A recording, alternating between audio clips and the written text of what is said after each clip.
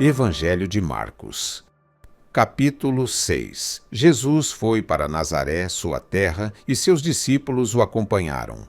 Quando chegou o sábado, Jesus começou a ensinar na sinagoga.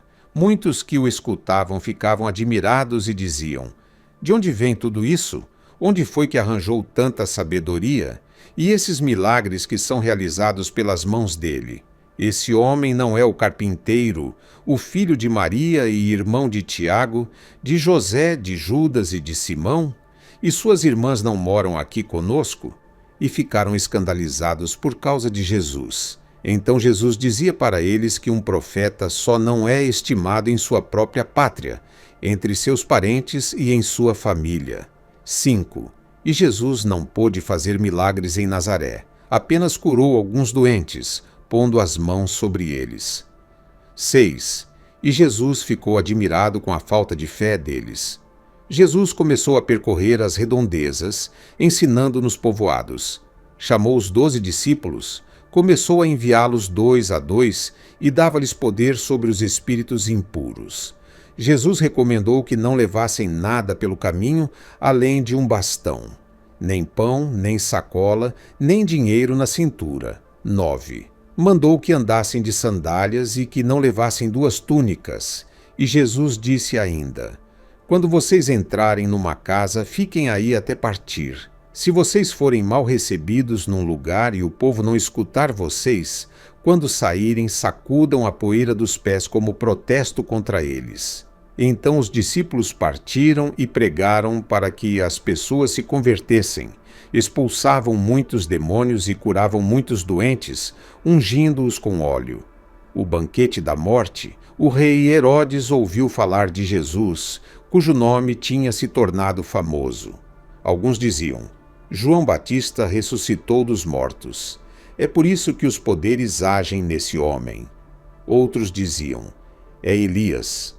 Outros diziam ainda: "É um profeta como os profetas antigos."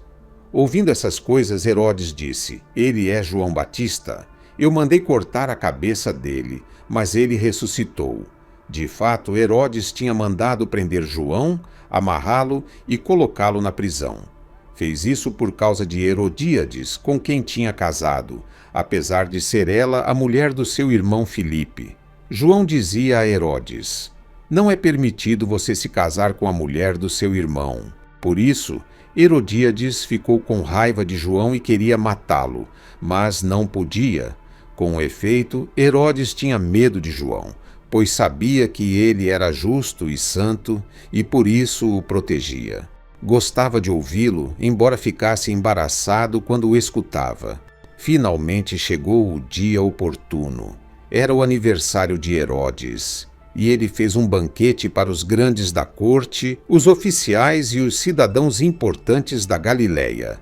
A filha de Herodíades entrou e dançou, agradando a Herodes e seus convidados. Então o rei disse à moça: "Peça o que quiser, e eu darei a você."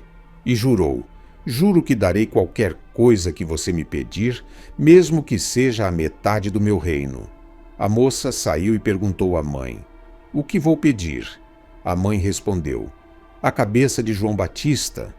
A moça correu para a sala e pediu ao rei: "Quero que me dê agora, num prato, a cabeça de João Batista."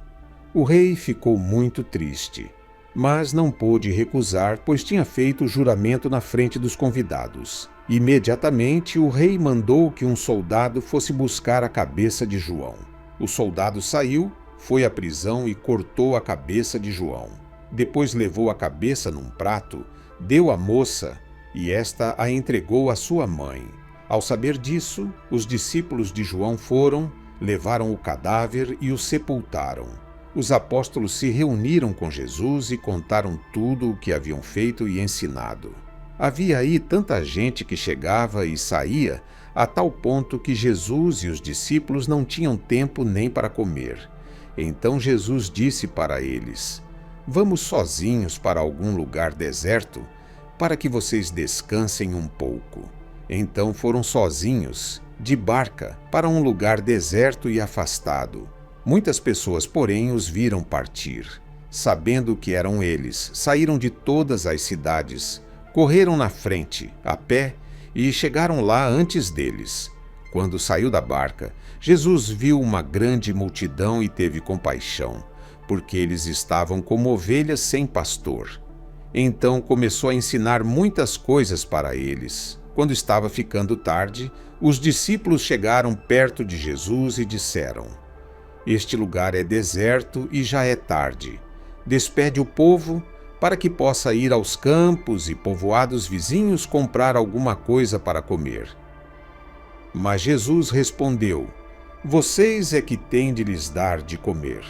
Os discípulos perguntaram: Devemos gastar meio ano de salário e comprar pão para dar-lhes de comer?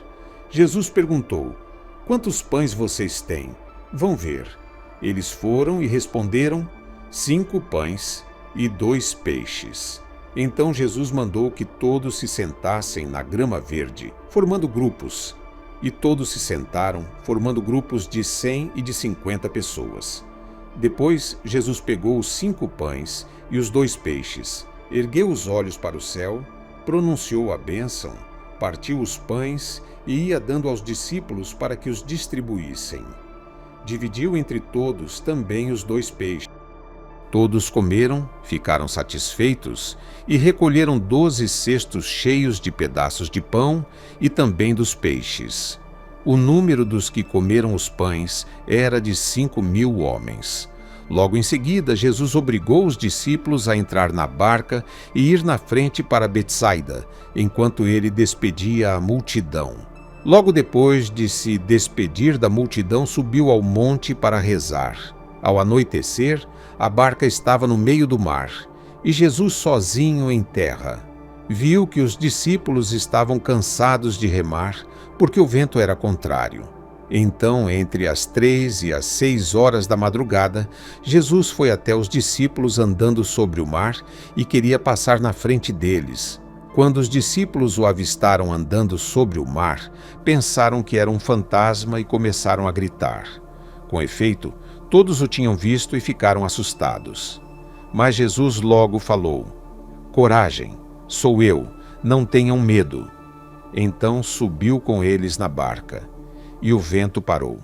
Mas os discípulos ficaram ainda mais espantados, porque não tinham compreendido o acontecimento dos pães. O coração deles estava endurecido. Acabando de atravessar, chegaram à terra em Genezaré e amarraram a barca. Logo que desceram da barca, as pessoas imediatamente reconheceram Jesus. Iam de toda a região, levando os doentes deitados em suas camas, para o lugar onde ouviam falar que Jesus estava.